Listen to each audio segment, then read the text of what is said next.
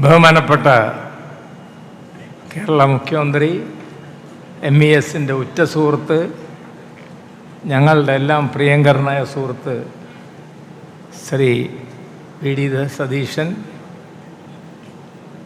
ദീർഘകാലമായിട്ട് ഞങ്ങളായിട്ട് ബന്ധം പുലർത്തുന്ന വിദ്യാഭ്യാസ മന്ത്രിയായിരുന്ന ശ്രീ MA ബേബി, ബഹുമാനപ്പെട്ട മുസ്ലിം ലീഗിൻ്റെ അധ്യയനായിട്ടുള്ള നേതാവ് കുഞ്ഞാലിക്കുട്ടി സാഹിബ്,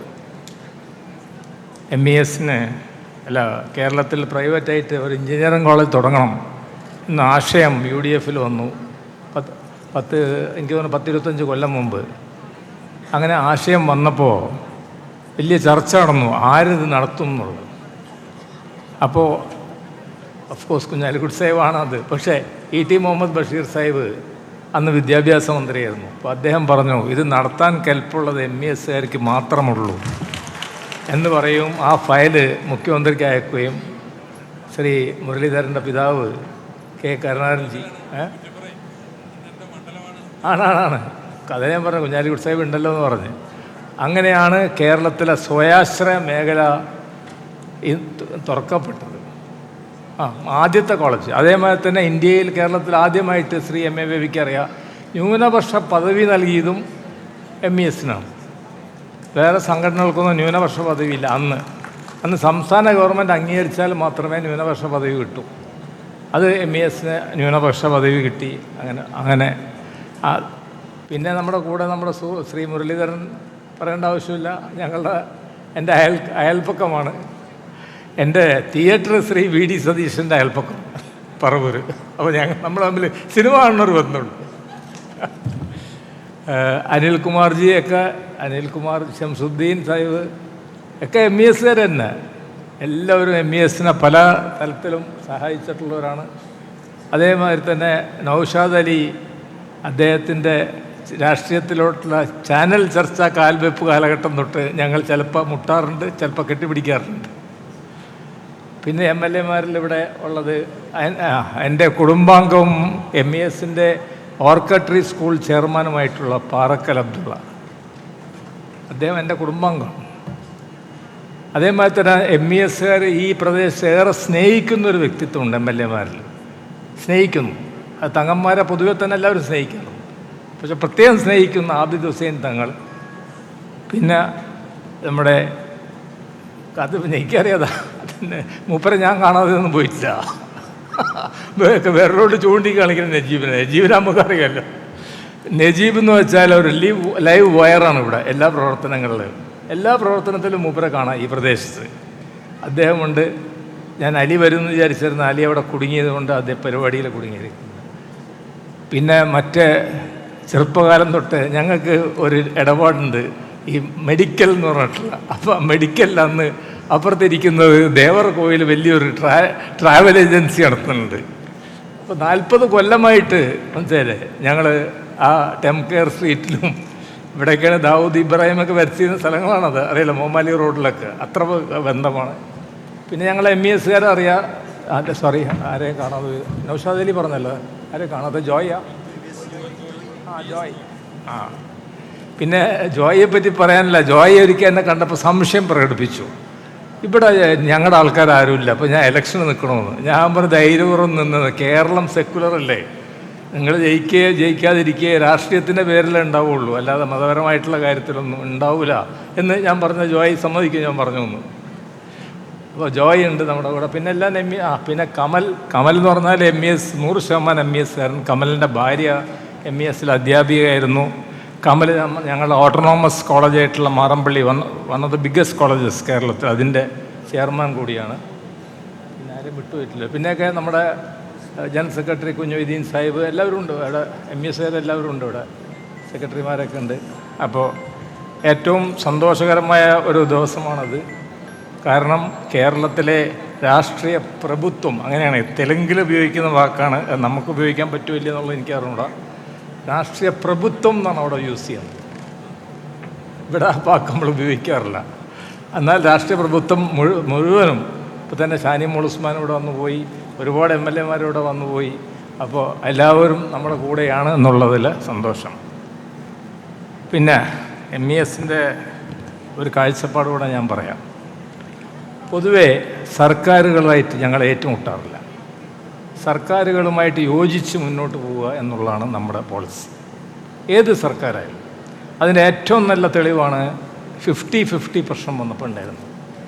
അത് ശ്രീ MA ബേബി അദ്ദേഹം ഓർക്കുമെന്ന് ഞാൻ വിശ്വസിക്കുന്നു. അതിൽ വർഗീയതയൊന്നുമില്ല. കാരണം CSIയും ബിലീവേഴ്സ് ചർച്ചും ഞങ്ങളുടെ കൂടെ നിന്നു. ഞങ്ങളുടെ കൂടെ 50-50 അവരൊക്കെ നിന്നു. 50-50 കഥ പറയുന്നു സർ. നിർഭാഗ്യവശാൽ ഈ കോടതിയുടെ, ഞാൻ എന്ത് വാക്ക് ഉപയോഗിക്കുന്നത് ഞാൻ വാക്ക് ഉപയോഗിക്കുന്നില്ല, ജഡ്ജ്മെൻറ്റ് കാരണം ഇന്ന് കേരളത്തിൽ ഒരു പാവപ്പെട്ട വിദ്യാർത്ഥിക്കും പഠിക്കാൻ പറ്റുന്നില്ല സർ. ആ 50-50 എടുത്തു കളഞ്ഞു. അത് സാറിന് സതീശൻ നമ്മുടെ മുഖ്യമന്ത്രിക്ക് അറിയാലോ. അതായത് ക്രോസ് സബ്സിഡി പാടില്ല. അതിൻ്റെ വെളിച്ചത്തിൽ ഇപ്പോൾ എന്താ തകരാറെന്ന് വെച്ചാൽ, ഞങ്ങൾ ആദ്യത്തെ ബാച്ചുകളിലൊക്കെ 50% പേര് ഗവൺമെൻറ് ഫീസിൽ പഠിച്ചിരുന്നതാണ്. ഇപ്പോൾ എല്ലാവർക്കും ഒരു ഫീസായി. നമ്മൾ പൊരുതിയില്ലേ, ഒരുപാട് പൊരുതി ആ കാലത്ത്. അവസാനം വരെ ഞങ്ങൾ പൊരുതി, സർക്കാരിൻ്റെ കൂടെ നിന്നുകൊണ്ട് അത് ശരിയാവില്ല എന്ന് പറഞ്ഞിട്ട്. UDFും നമ്മുടെ കൂടെ തന്നെ ആയിരുന്നു ഈ കാര്യത്തിൽ 50-50. അത് കുഞ്ഞാലിക്കുട്ടി സാഹിബ് ലീഗുമായിട്ട് ബന്ധപ്പെട്ട സാധനങ്ങളൊക്കെ തന്നെ. എന്നാൽ ചില സഭകളുടെ നിർബന്ധ ബുദ്ധിയുടെ ഫലമായിട്ടാണ് ഇതുണ്ടായത്. അതേമാതിരി തന്നെ ഏകജാലകം നടപ്പാക്കണം എന്ന് പറഞ്ഞു. അപ്പോൾ അത് കുറേ കോളേജുകൾ പറഞ്ഞ് ഞങ്ങൾ നടപ്പാക്കില്ല. അതെന്തിനാന്ന് പറഞ്ഞത്, ഞങ്ങൾ കോടതിയിൽ കൊണ്ടുപോയി കേസ് കൊടുത്തു ഇത് നടപ്പാക്കണം. അപ്പോൾ കോടതി വിധി എന്താ പറഞ്ഞതെന്ന് വെച്ചാൽ,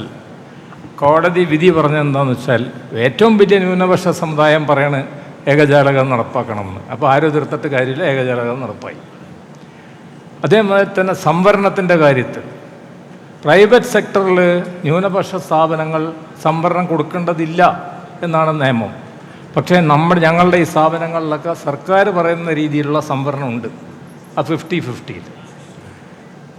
നാലാമത് നമ്മുടെ കോവിഡ് പ്രശ്നം വന്നപ്പോൾ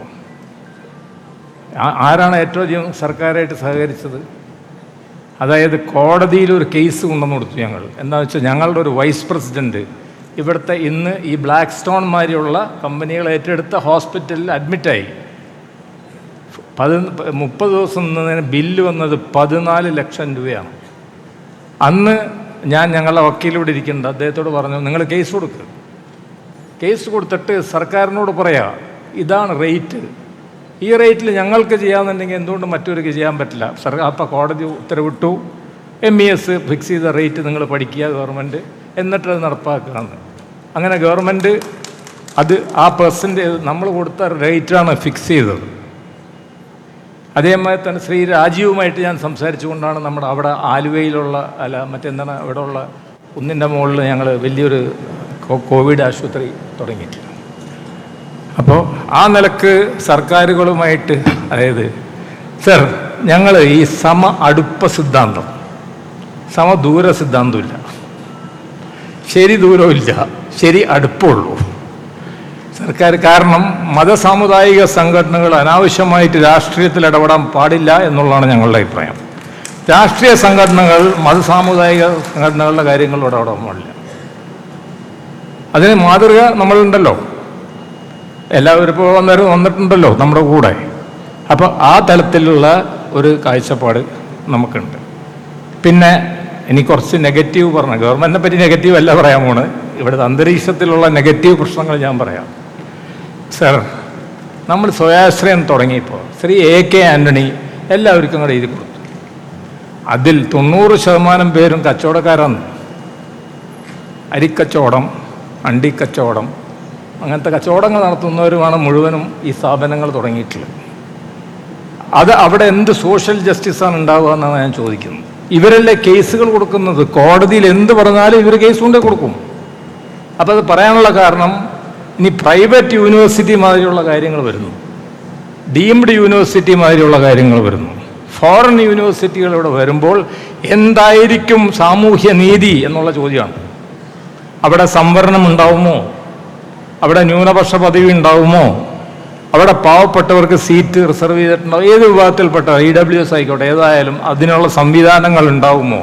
അതോ അവർ പറയുന്ന ഫീസിൽ വന്നിട്ട് ഇവിടെ സ്ഥാപിച്ചതിന് ശേഷം ഇവിടെയുള്ള സാമൂഹ്യ നീതി നടപ്പാക്കുന്ന സ്ഥാപനങ്ങൾ അട്ടിമറിക്കാനായിട്ടുള്ള ഒരു നിലപാടാണോ ഉണ്ടാകാൻ പോകുന്നത്? ഇതൊക്കെ ഗവൺമെൻറ് ആലോചിക്കണം. അതുകൊണ്ട് ഞങ്ങളൊരു ഇതൊന്നും ഡീറ്റെയിൽ ആയിട്ട് ഇവിടെ പറയാൻ പറ്റില്ല. അതുകൊണ്ടൊരു എന്താ പറയുക, വിദ്യാഭ്യാസ ഒരു ഫോക്കസ് ഫ്യൂച്ചറിനായിട്ടുള്ള ഒരു ഇത് തയ്യാറാക്കിയിട്ട് മുഖ്യമന്ത്രിക്ക് സമർപ്പിക്കുന്നുണ്ട്. ഞങ്ങളുടെ MESൻ്റെ അല്ല കേട്ടോ, MESന് അത് വേണം ഇത് വേണം അത്തരത്തിലുള്ള സംഭവമല്ല, അതല്ല, ജനറലായിട്ടുള്ള ഒരു കാര്യം. പിന്നെ സർ, ഇന്ന് വലിയ സന്തോഷകരമായ മറ്റൊരു കാര്യമുണ്ട്. ആ കാര്യം എന്താണെന്ന് വെച്ചിട്ടുണ്ടെങ്കിൽ MESൻ്റെ സംസ്ഥാന എക്സിക്യൂട്ടീവ് കൂടിയിട്ട് എല്ലാവരും കൂടെ ഏകപക്ഷീയമായി തീരുമാനിച്ചത് ഈ മെഡിക്കൽ കോളേജിന് എൻ്റെ പിതാവ് ഡോക്ടർ PK അബ്ദുൽ ഗഫൂറിൻ്റെ പേരിടണമെന്ന്. അത് ഞാൻ മുഖ്യമന്ത്രി പറയുമെന്ന് ഞാൻ വിശ്വസിക്കുന്നു. പക്ഷേ എൻ്റെ ഔപചാരികമായിട്ടുള്ള ചടങ്ങുകളൊക്കെ ഞങ്ങളുടെ ചെയർമാൻ ഇവിടെ MA യൂസഫ് അലിയാണ്. അപ്പോൾ അദ്ദേഹത്തിൻ്റെ കൂടെ സൗകര്യം നോക്കിയിട്ട് വേറൊരു ദിവസം ഞങ്ങളത് ഫിക്സ് ചെയ്യും. സാർ മുഖ്യമന്ത്രിനെ അറിയിക്കുന്നതാണ്. മറ്റ് വിവാദങ്ങളിലോട്ടൊന്നും ഞാൻ പോകുന്നില്ല. കാരണം അത് ഇതിനെ പറ്റിയ സ്ഥലമല്ല. അങ്ങനത്തെ അനാവശ്യ വിവാദങ്ങൾ പറയാനോ അനാവശ്യമായിട്ടുള്ള ആവശ്യങ്ങൾ ഉന്നയിക്കാനോ അതൊന്നും പറ്റിയ സ്ഥലമല്ല. ഏതായാലും ഇന്ന് നമ്മുടെ ഗസ്റ്റായിട്ട് വന്നിട്ടുള്ള ശ്രീ MA ബേബി സാറുണ്ട്. അദ്ദേഹമാണ് ഇതിന് ശേഷം അദ്ദേഹത്തിൻ്റെ കാലഘട്ടത്തിലാണ് ശ്രീ ET പറഞ്ഞ മാതിരി ET എഞ്ചിനീയറിംഗ് കോളേജ് തന്നമായി തന്നെ അനവധി കോഴ്സുകളും കാര്യങ്ങളും ഡെൻ്റൽ കോളേജും ഒക്കെ അനുവദിച്ചു തന്നത് ശ്രീ MA ബേബി വിദ്യാഭ്യാസ മന്ത്രിയായിരുന്ന കാലത്താണ്. അതിന് അദ്ദേഹത്തോട് നന്ദി രേഖപ്പെടുത്തുക. അപ്പോൾ അതിൻ്റെ കൂട്ടത്തിൽ പറയാൻ വിട്ടുപോയി, ഡോക്ടർ ഗഫൂറിൻ്റെ 2 പെൺകുട്ടികളുണ്ട്. അവരെ നമ്മൾ കാണാറില്ല പൊതുവെ. അവർ രണ്ടുപേരും ഇവിടെ ഉണ്ട്. ബെറ്റി മാഡത്തിൻ്റെ കൂടെ അവരിയ്ക്കുന്നുണ്ട്. അപ്പോൾ അവർക്കും വലിയ സന്തോഷമായി. കാരണം ഞാൻ ഡോക്ടർ ഗഫൂറിനെ പറ്റി പറയാറുള്ളത് കേരളം മറന്ന നവോത്ഥാന നായകൻ. കേരളം അദ്ദേഹത്തെ മറന്നുപോയി എന്നുള്ള അഭിപ്രായം. ഈ അവതാരമൊന്നും ഇല്ലായിരുന്നെങ്കിൽ പിന്നെ ചിലപ്പോൾ പറ്റ മറന്നു വേന. അല്ല, സത്യമായിട്ട് പറയണമല്ലോ. അപ്പോൾ പിന്നെ സാർ കുറച്ച് ചെറിയ പരിപാടി, ഒരു 5-6 പേരെ നമ്മൾ ആദരിക്കുന്നുണ്ട് ഇവിടെ. ഒന്ന് MES മമ്പാട് കോളേജിൽ, ആദ്യം മമ്പാട് കോളേജ് തുടങ്ങിയപ്പോൾ പഠിച്ച മുസ്ലിം വിദ്യാർത്ഥിനികൾ ഉണ്ട് ഇവിടെ, അവരുണ്ട്. അന്ന് 2 പേരെ 3 പേരെ ഉണ്ടായിരുന്നുള്ളൂ. അതിപ്പോൾ ഇന്ന് ആയിരങ്ങളായി മാറി. പിന്നെ എവറസ്റ്റ് കയറിയ പെൺകുട്ടി ഇവിടെ ഉണ്ട്. ആ കുട്ടിയെ ഞങ്ങൾ ആദരിക്കുന്നുണ്ട്. അതുമാതിരി ആദരവുകൾ വേറെ ഈ ഉദാഹരണം ഈ പരിപാടി സംഘടിപ്പിച്ച ഇവിടുത്തെ മാനേജിങ് കമ്മിറ്റിയെ ഒന്ന് ആദരിക്കുന്നുണ്ട്. പിന്നെ 2-3 സർ, വേറെ കാര്യം ഞാൻ മനസ്സിലാക്കുന്ന സർ റെയിൽവേയുടെ മന്ത്രി കൂടിയാണ് എന്ന് ഞാൻ മനസ്സിലാക്കുന്നു. മുഖ്യമന്ത്രി ആണോ? അല്ല, അതേ ചോദിക്കണം. അല്ല സർ, ഞാൻ വായിച്ചത് അങ്ങനെയാണ്. അല്ല, അത് of course subject state subject അതല്ല. അതെന്താണെന്ന് പറയാൻ കാരണം സർ, ഞങ്ങൾ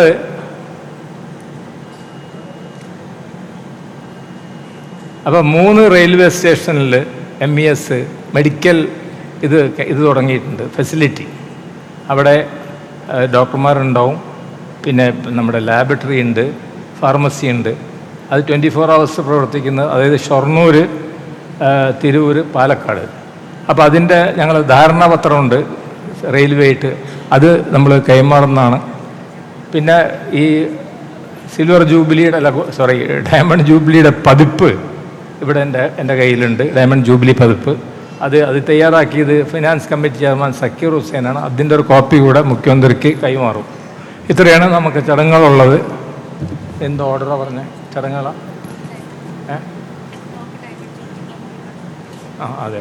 അപ്പോൾ മുഖ്യമന്ത്രി ഡയമണ്ട് ജൂബിലി ബ്ലോക്ക് എന്ന് പറഞ്ഞാൽ ഞങ്ങളുടെ ബ്ലോക്ക് ഉണ്ട്. അത് 200 സീറ്റാക്കി ഉയർത്തിയപ്പോൾ വേറെ നമുക്ക് വേറെ തരത്തിലുള്ള ഫെസിലിറ്റീസ് ആവശ്യമുണ്ട്, ഇൻക്ലൂഡിങ് ഓഡിറ്റോറിയം കാര്യങ്ങൾ, എക്സാമിനേഷൻ ഹാള്. അതിൻ്റെ ഉദ്ഘാടനം കൂടെ ഉണ്ട്. പിന്നെ ബാക്കിയുള്ളവരെ ചോദിച്ചോ. Thank you, sir. Thank you so much.